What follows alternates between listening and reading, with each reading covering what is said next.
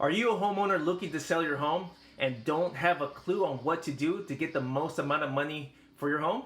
If this is you, stay tuned.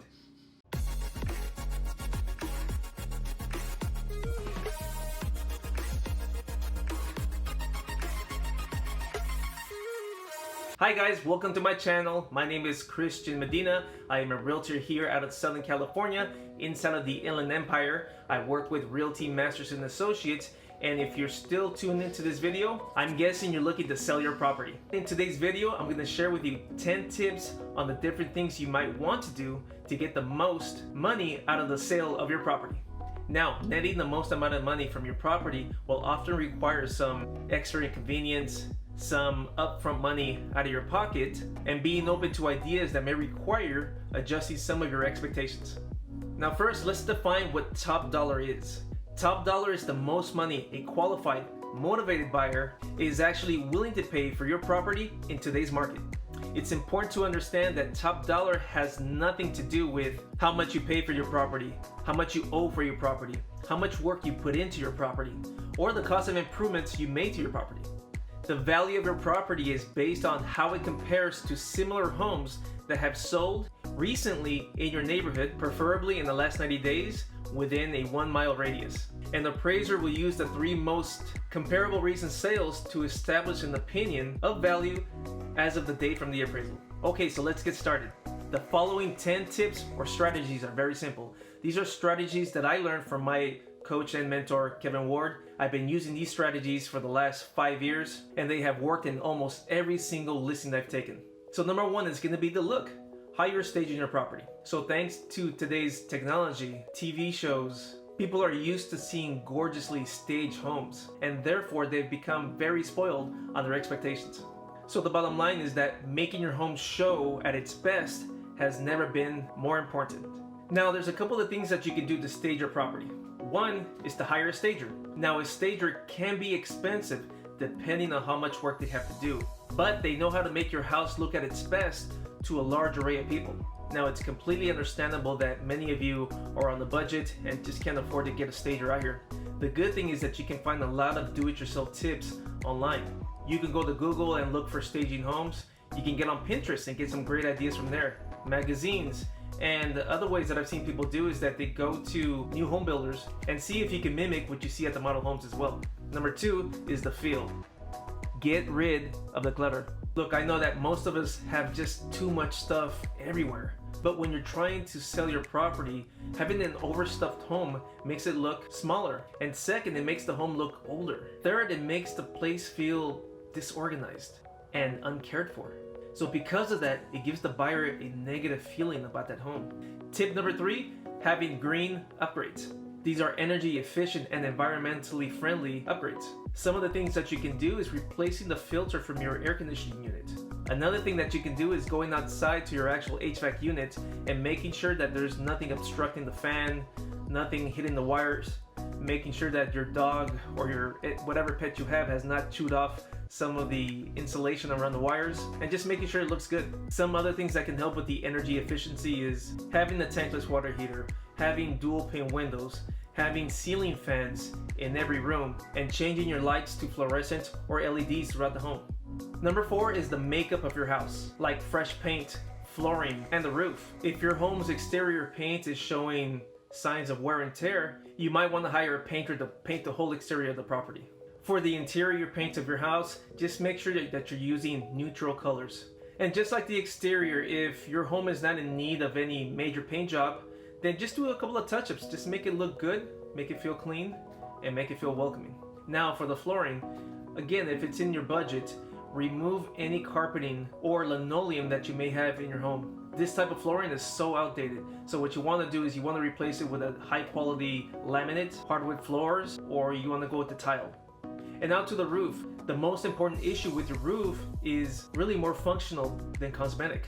The simplest thing that you can do is call your insurance agent and have them send out an insurance inspector to check the insurability of the roof. And if they say you're in good shape, then hey, you're in good shape.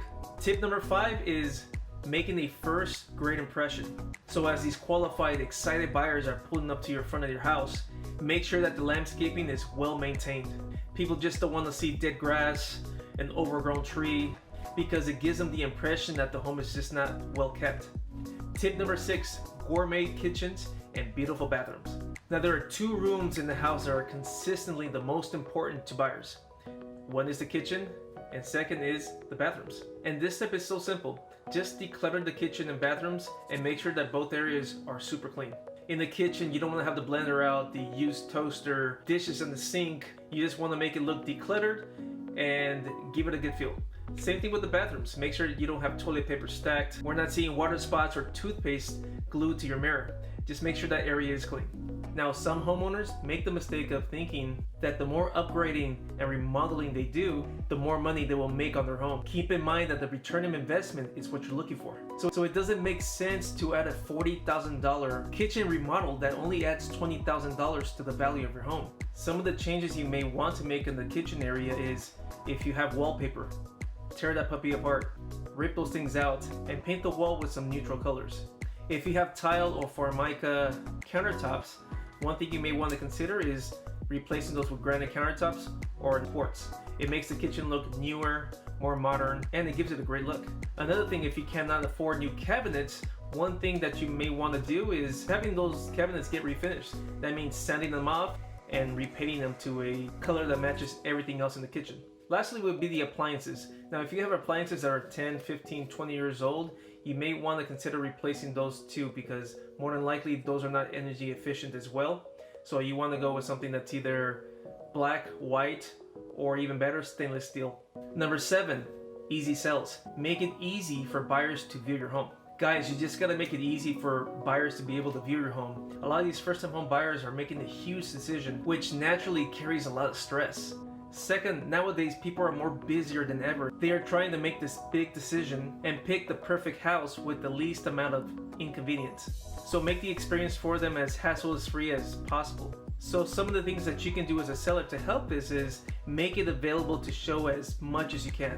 Next, make sure you allow your realtor to put in a super lockbox in front of your house, because in most cases, your agent is not going to be available to show that house every single time someone wants to come and look at it. Now let's talk pets. Pets are part of the family, but also they can be an inconvenience when people walk into a home and they're not allowed to enter a room.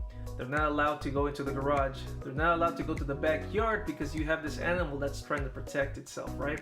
So one thing you can do is find a different location for your dog to be taken care of. Maybe a family member, a friend who can watch the pet for a few weeks while this home sells. Remember, the key point is being willing to endure some inconvenience in order to get a better result. Number 8, marketing. Maximum exposure equals maximum interest. What this means is to allow your house to be marketed to where buyers are going to be looking for it. Nowadays, people are going online to search for homes, so make sure that your agent is able to market it over to all of social media and other third-party websites. Because the majority of the time, if people are not finding it online, they're finding it with the realtors through the MLS as well. So make sure it's accessible to the MLS. Next is have a for sale sign. I know I hear from some people that don't want a for sale sign because they don't want their neighbors to know they're selling their house. Having that for sale sign in front of your home announces to everybody that you're selling your home. There may be people visiting your neighbors that drive by and see that house is for sale. And if they're interested in moving in the area, they're gonna call your agent to get some information on when they can see it. So you wanna have all your bases covered. You wanna have it on the MLS, you wanna have a for sale sign in front of your home, and you wanna make sure that it is marketed to all of social media, all over the internet. That way you get the most exposure, which is gonna lead to traffic that will lead to more offers, and eventually will get you top dollar for your house. Number 9 is the buzz. This is your pricing. Event pricing can be very powerful. Strategically, you want your price to accomplish something. You want it to create urgency in the minds of buyers, not resistance, because the buyer's sense of urgency is what will help you get more money. If you price a home too high, it's gonna make people not even want to come see the home. And if they do go and see the home, they're gonna try their very best not to fall in love with the house, just because of the price. And having it priced strategically will get more people wanting to see the house. Because when they go online, say they go to a Zillow, a Redfin, any of those other websites, and what they do is they search in brackets, and people already know which areas they want to buy in. So if they do a radius search and they see 3 houses there, there's this one house that's priced lower than the other two. Out of those 3 houses, which home do you think they're going to want to go see first? The lesser price one. And finally, number 10 is the deal. Skilled third-party negotiation. Of all of the 10 tips for getting top dollar for your property, this is likely the most important and the most underrated. Your home has been prepared to show it at its best. It is being massively marketed to the best buyers and using the best marketing channels. And now you have interested buyers who love your house and want to buy it. So at this point, you better hope that you have hired the right agent to be able to negotiate for you and get you the best price and terms. You have to make sure that your agent knows how to represent you and the value of your home, especially when you're being asked questions like, will the seller take less? How much flexibility does your seller have with the price? A skilled agent will know how to answer those questions without giving away one dime of your equity. And at the same time, does not make the other party feel like they're being stonewalled. These are not skills that the average real estate agent will possess. One of the mistakes that sellers make is that they hire an agent just because they know them, because they're family, because they're nice, because they live in the area, or even worse, because they're cheap. While any of those reasons may have an advantage for you, the real keys are their knowledge and their skills. So having a third-party negotiator has several significant advantages. First, they have the knowledge and skills to enable them to negotiate from a stronger position. Second, they are more objective and keep emotions out of the equation. Third, they provide a communication buffer between the parties that allows you to respond more strategically. So make sure when you hire your agent, you're hiring them for all the right reasons. And those reasons are somebody that's qualified, skilled, and able to negotiate for you and in your best interest. All right, guys, well, there you have it. Hopefully these 10 tips can help you in selling your property. If you have any questions about any of these tips, or if you have any other questions in regards to selling your property that I did not mention, please comment below. And again, don't forget to hit the like button, subscribe, and hit the bell so when new videos come out, you're immediately alerted. And as usual, I will see you on the next video.